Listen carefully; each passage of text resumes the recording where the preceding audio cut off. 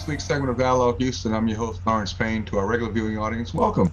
To those joining us perhaps for the first time here for ACC's TV Dialogue Houston, we can be found now every Tuesday and Thursday at 6 a.m. and again at 6 p.m. and Saturday afternoons at 3 p.m. As always, on top of the hour, we thank you for your very thoughtful emails and text messages and calls concerning previous shows we've aired here on ACC's TV Dialogue Houston, but particularly your great ideas and suggestions for topics and guests and subjects to be covered on upcoming segments of Dialogue Houston. For after all, this is your community affairs, public affairs show here on ACC TV, proudly now in its 31st season. We have a great show planned for you today. We're going to be looking at all things immigration, or as much as one can cover in 30 minutes. We have a great guest who is very knowledgeable of the subject area and will help us understand the definitions and the terms we use, and also understand the challenges and opportunities when we talk about immigration and refugees, and particularly those seeking asylum. She's none other than Gabriela Keator, who is the legal assistant with the YMCA International here in Houston, working with adults in immigration detention. Prior to her current role, she completed a year of service with the Jesuit Volunteer Corps here in Houston, working with adults and families who are seeking asylum. Born and raised in Western Massachusetts, Gabriela moved to St. Louis for college, where she graduated from St. Louis University with a degree in sociology and with a concentration in immigration. I'm just so happy and proud and excited to have Gabriela on the show this week to be able to look at this very important issue that we spent a lot of time talking about in the media, a lot of time around the water cooler, a lot of time in discussion, and everybody has their own strong opinions and perspectives and viewpoints, but it's going to be great to have some of the true facts and information and data from one who really knows, who lives and works with this every single day. So without further ado, welcome Gabriela and to Dialogue Houston. Thanks so much for having me, Larry.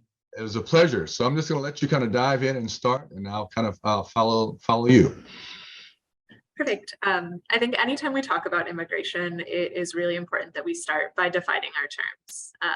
Like you had mentioned in the media and in casual conversation, we often throw out terms like asylum seeker or asylee, refugee, undocumented, and migrant as though they are synonyms, and they're not. And that distinction is important both from a legal standpoint and from just a general knowledge standpoint. A couple disclaimers before I talk about legal definitions. I am not a lawyer. And so I'm only able to talk about policy and law in the general sense. I'm unable to give any specific legal advice. But most of my work focuses on working with people who are seeking asylum. And asylum is a form of protection for people in the United States who have fled their home country and entered the United States because of persecution that they've either suffered in the past or will likely suffer in the future in their country of origin. And that persecution has to be done by either their government or a group that their government is unable or unwilling to control. So for groups like that, what often come to mind are gangs, drug trafficking organizations, cartels, etc. And the reason for that persecution matters if someone is seeking protection under asylum law. They have to have been persecuted on account of at least one of the 5 protected grounds. Those grounds are race, religion, nationality, political opinion, or because they were a member of a particular social group, which is a fancy legal way of saying that there's a characteristic about them that they are unable or unwilling to change that is distinct and recognizable in their community, and for that reason, they are being persecuted. So some examples of particular social groups include members of the LGBT community, people with severe mental or physical illness, people who are a part of a very well-known family, known for political activities, things like that. So as long as it's a recognizable group, someone could argue asylum under persecution based on a particular social group. Even just in that snippet, I think it's pretty safe to say that asylum law is complicated. It requires complex thinking and truly is not a pathway that is available to everyone. But I think one of the most common misconceptions is that people seeking asylum have entered the country illegally. Under both domestic and international law, if someone crosses the US-Mexico border and presents themselves to Border Patrol and says, I am scared to go back to my country, I would like to seek asylum, they are following all legal procedures. That is not an illegal action. That is just quite literally and procedurally how one seeks asylum. So before we delve into anything else, I think that that background is really important for people to have. That's a very good distinction and primer on kind of how this operates in practice. So it really is left up to the individual's persistence, perseverance, and willingness to work for that long haul within the system to achieve their asylum, because it's just a matter of time, the way it seems to what you were saying. I mean, my clients who are seeking asylum are some of the strongest people that I have ever had the privilege of knowing and getting to work with. There's this great poem by a British poet that talks about how no one leaves home unless home is the mouth of a shark. You don't go running unless you see Right. the entire community behind you. And I think my clients, in the way they've talked to me about home and their longing for home, mirrors that. None of them wanted to leave home. Particularly my clients with children. It's not like they just woke up one day and said, I'm going to come to the United States because there are better job opportunities. They truly felt as though they had no choice, and they were making the decision to stay and lose their life or lose the lives of their children, or make the dangerous trek to the United States and attempt to seek asylum. The categories you mentioned and the way you talked about being persecuted in different areas and for different reasons, and social groups and special groups. It is interesting that in other countries, we tend to forget here in America, because we don't have that kind of understanding of persecution for all those lists of things that you mentioned. But that's fairly a common occurrence in many cultures in many countries across the globe, is it not? It is. So some of the most common cases that I've seen in Houston are people seeking political asylum from Cuba, who have worked against the government, or who have protested for human rights in Cuba, and people fleeing gang violence in El Salvador, Honduras, and Guatemala. And it's not like these people can go to the police, Right. because the police are working with these groups. And so things that seem super far-fetched, like the stuff of nightmares in our minds, truly are the reality that people are living right now. Right. And it ends up being a question, it seems to me, more and more of how we, as America, as the United States, as this country, as citizens, understand this issue. We have to look at it from the lens and understanding from the eyes of the people who are experiencing it, and not from our comfortable pew or comfortable seat in this country, because it is so different. I think that's why it's hard sometimes to get empathy for these human beings who are suffering from a humanitarian standpoint in these other countries. And so that's really a leap, if you will, in our educational process to get people to really understand what's happening. Yeah, absolutely. I mean, perspective is so important, which is why it's so, in my opinion, so crucial to get to know these people as people who have experienced trauma, not as migrants who are only searching for a better life. And that's really hard to do when all sides of the political debate and all news channels nationally are attempting to make these people political issues instead of people. Mm-hmm. And so I think something that my clients have expressed to me, and something that I express back to them over and over again, is that regardless of the trauma that you've experienced or the suffering that you're experiencing at the hands of the United States legal system, you are a person before you are anything else, before you are a legal case, before you are a political problem, before you are a talking point. You are a human being. And I think we would all have a much more compassionate conversation about immigration if that was our baseline. Yeah, compassion is the word. So since it is a sense of knowing and in contact with, from developing relationships, the opportunity, it seems to me, for volunteers, for people to volunteer, so they come in contact with the other, with this person, this human being, and be able to put a face and a name and a story and an experience with that, to begin to see it not just as these numbers and these people, but to really to have an encounter, if you will, an encounter with the other human being. And that should help alleviate a lot of the, I call it sometimes foolishness and nonsense that is being said about these people, as you said, who are being deemed as non-human beings. Reminds me a lot of course, of slavery. That when you make a person not a person or human being, you can do anything to it. You can do anything because it's a thing. And so the humanization, the humanizing of these people becomes very important. So I always tell people who say they want to do something, first of all, go volunteer and engage with this population and get to know them as human beings. Yeah, I cannot recommend volunteering enough. That's actually how I started asylum work. I volunteered and interned at a local immigration office back home in Massachusetts when I was 16. And my boss had asked me to serve as what we call a cultural broker for a family that had recently arrived from El Salvador. The oldest was my age at the time. They came knowing no English and also in the middle of a Massachusetts winter. So you can only imagine their culture shock on a variety of levels. Real culture shock. And so even things as like seemingly simple as like going out for ice cream, or like ordering coffee, figuring out what it means to like hand in a homework assignment or sign a permission slip. Like those don't seem like big actions or actions that would have a big impact.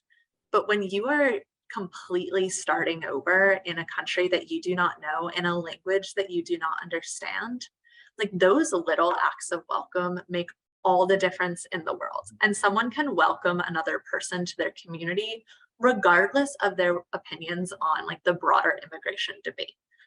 That's just acting as neighbor.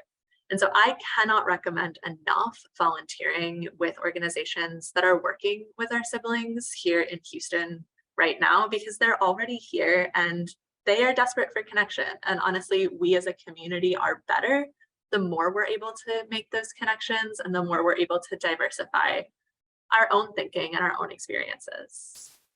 Where do you see any progress on the policies and the issues that need to be changed to help this process to be sped up, to be more humane, to be put on a faster track? Is there any action happening and any movement toward that possibility?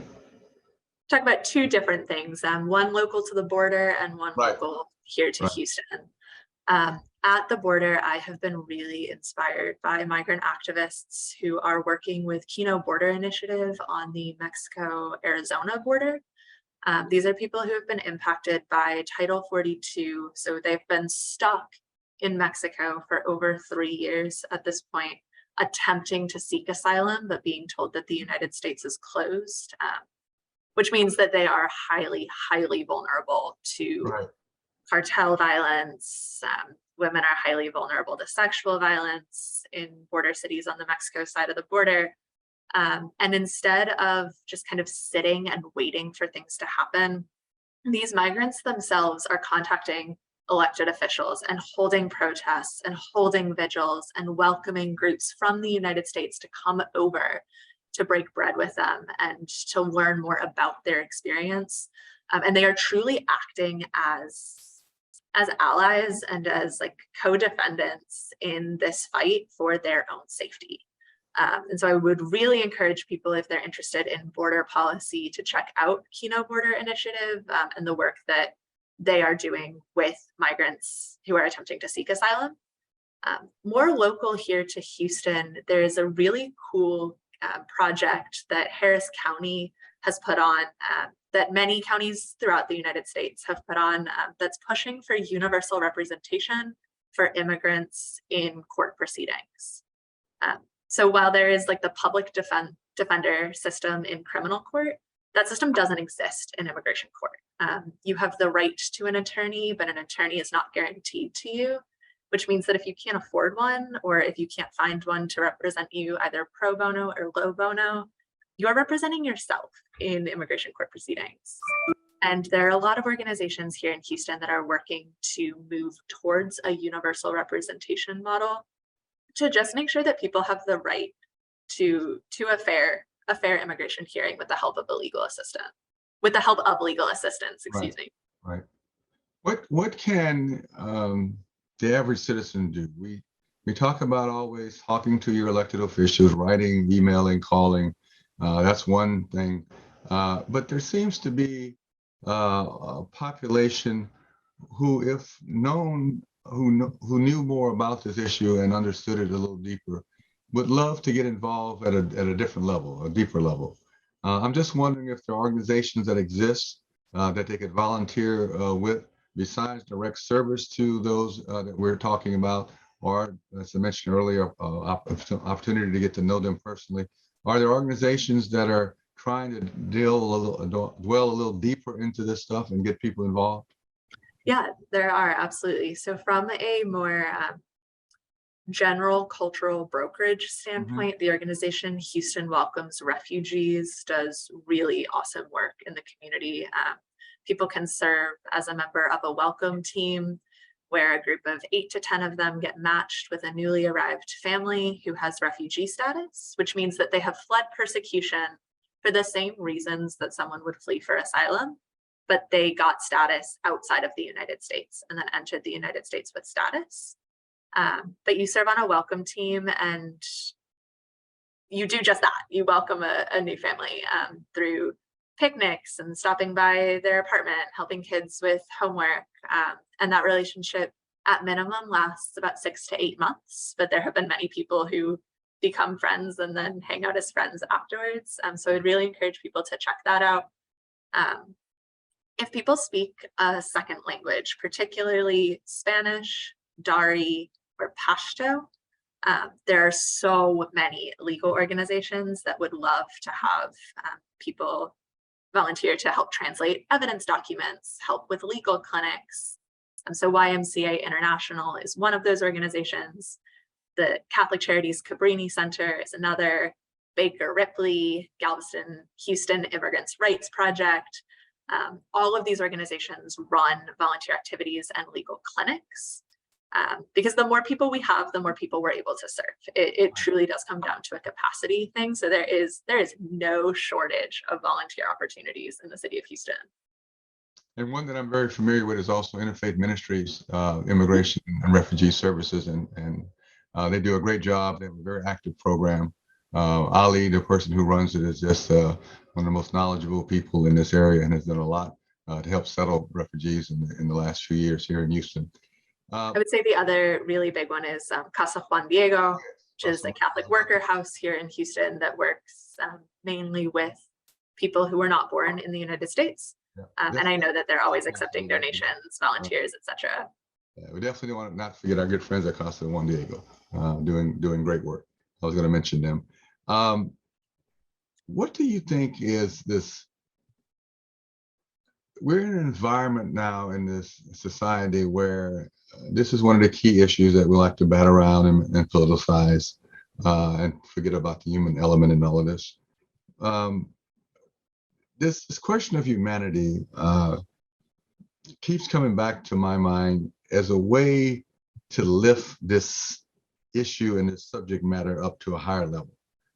It is a moral, ethical question. It may be one of the greatest moral, ethical questions of our time as we look at the whole border situation. And you are good, and others in this arena who are looking at trying to raise the level of discourse and dialogue, change the narrative. You change the narrative, you change the outcome, to get people to really understand kind of what's happening here. I think there's so much myth, there's so much hyperbole, there's so much disingenuousness, there's so much, and I'm picking my words very carefully here, around this issue, that to be able to have someone like you and the way you presented it with clarity and honesty and truth and factual knowledge, I think is so important. How do we begin to start that perhaps in a larger way in our community? Because that's what needs to happen, it seems to me. We have to figure out how to do that, how to amplify those voices. Yeah, absolutely. And I think that that's a great question and one that I ask myself often in this role. And I think the answers that I've found are twofold. First, I do my best to eliminate certain words from my vocabulary in general. So when I'm talking about immigration, I'm going to say the words for the purposes of saying them so that people know I don't like them. But words like alien and illegal are both inaccurate and dehumanizing. And no one wins when that's the discourse that we're using. So I've done my best to just simply eliminate those words from my vocabulary when I'm talking to friends, family, people who disagree with me vehemently on the topic of immigration. And I call out language like that when I see it, not in a gotcha or in a condescending way, but as a reminder that people are people and should be treated as such. So being cognizant of the language that we use to talk about people who are migrating is one of the most important things that everyday individuals can do to change the level of discourse. I think the other thing that's really, really important is listening to the voices of people who are impacted daily by immigration. I'm a white United States citizen who was born here to two parents who were also born here. Like, I have no idea what it's like to flee my country. Therefore, there are gaps in my own perspective about immigration and what the situation looks like at the border, in detention, in court, because it's not my lived experience. And so whenever possible, I am attempting to listen to the voices of people who are migrating, telling their own story and their own opinions in their words, or through a translator if it's not in English or in Spanish, so that I have a more complete perspective of how these policies are impacting individual people, which can then help me better inform my own narrative and the way that I speak about things and the reality that these people are living. So I would really encourage people to seek out the voices of people who are migrating through books, newspaper articles, podcasts, interviews, etc., to kind of gain a more complete understanding of what it means to go through this process.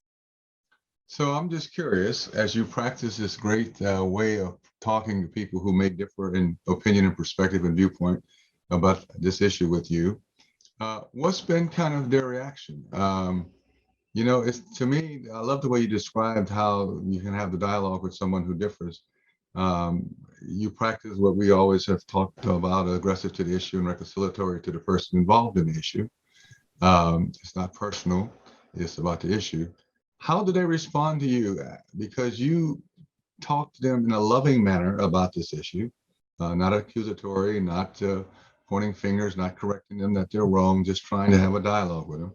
Do they respond to that kind of kindness and gentle approach to basically, in some ways, telling them they're wrong? Because that's really what it is. Or what is their reaction? What is their response? Do they just say, no, you're wrong and I'm right, and I believe you believe what you believe and I believe what I believe, and I'm just gonna go on? Or do they enter into a dialogue? Yeah, it's a good question, and not one that I've ever been asked so bluntly. I think a lot of that is person dependent, and I know that kind of seems like I'm skirting the answer. But I have found that I've been able to enter into dialogue with people. I've found other people who simply aren't willing to enter into dialogue. And in those moments, I've learned the hard way that pushing the issue or getting angry, yelling, getting overly emotional as opposed to being passionate and being convicted doesn't actually help anyone. Right. It further pushes people away. And so what I attempt to do is hold true to what truth is. So the objective truth does not change based on someone's inability to see it. And so I can be talking to someone who is convinced that everyone who crosses the border is a criminal and should be treated as such. That should not impact my ability to see these people as people. And at the end of the day, like, sometimes that's where the conversation stops, and that's really unfortunate. However, I have found, luckily, that most people are willing to dialogue and that tone matching is a real thing. So if I'm coming at a conversation about immigration with some prior knowledge, but with a posture of humility and a posture of listening, that's going to change the conversation, because the other person feels like and knows that I am truly hearing them and responding to what they are actually saying, as opposed to using that conversation as a soapbox or as a way to quote unquote win an argument. So I think as long as people, and I include myself in this, people are entering conversations with a true desire to dialogue and to seek truth, only good can come of that. Yeah, we've learned a lot about immigration and refugees, and we've learned a lot about the Hispanic community and the Latino community, growing numbers and population, and the feelings about a lot of people about that, the new unempowered majority, and how the shifting of becoming from the majority to the minority and all of those things. We've also learned a lot from the civil rights movement and the racial aspect of dealing with this issue, from the 60s with African Americans and slavery. And the phrase I used earlier is a very important one: aggressive to the issue and always reconciliatory to the person involved in the issue. You can't make and take it personal. It's about the issue and not the person. So we try to apply that. But also, I think a lot of this has to be, and I love your approach. I love your humanitarian, your humility, your gratitude, in the way you enter into the dialogue. But it is interesting that I've had conversations with individuals too who it doesn't resonate sometimes. It just doesn't work. Um, there's a wonderful definition of racism that basically says racism is an emotional commitment to ignorance, and therefore you're not gonna change that. So some of this perspective and discussion dialogue is very helpful, and it will change people's hearts, minds, and behaviors. And sometimes it will not. So I'm very realistic about that. But I think we go on and we try to do as you have said so clearly and so wonderfully and outlined for us, the ability to listen, to do it with open, caring heart, to practice unconditional love, the giving and receiving of unconditional love, which is part of this, and to do it in a way that allows us, from our perspective, engaging with others, to show our humanity, to show our care, our compassion, our love, our empathy, and therefore giving that. Most of the time, you will receive that back, even for those who have a different opinion and perspective and viewpoint. So we have about a minute left. I'm gonna give you a quick minute to say anything we have not touched on that you want to say to make sure we get in. So it's all yours. So just kind of following up on that point, something that I say to my clients often when they are getting overwhelmed in their own legal process is that they have to take things paso a paso, step by step. And I think that is advice that I need to say in the mirror more often, and we would all do well to learn to live by better. That these systems aren't going to change overnight, and we're not going to see things exponentially get better overnight, but step by step, with a commitment to changing these policies to make them more just, I have faith that a lot can happen. I cannot thank you enough for being on Dialogue Houston this week, Gabriela. The time went by so quickly. Thank you for all your great insights and information, and the way you presented it and shared it. Thanks again. Thank you. Closing comments. It's about kindness. It's about love, compassion. It's about treating people as human beings and not inhumane and with cruelty. It is about respecting them for human life. It's about basic human rights. It is about all those things we talked about: mutual respect, moral reflection, increasing understanding, honest conversation, productive discourse, constructive collaboration. All those things we continue to lift up as the way we want to be seen, the way we want to be understood, and the way we'd like to see ourselves as Americans, as citizens, as part of this great nation who care, who have compassion, who have love, who exercise empathy to the least, the last, the lost of our society as we go forward. Thank you for being part of Dialogue Houston this week.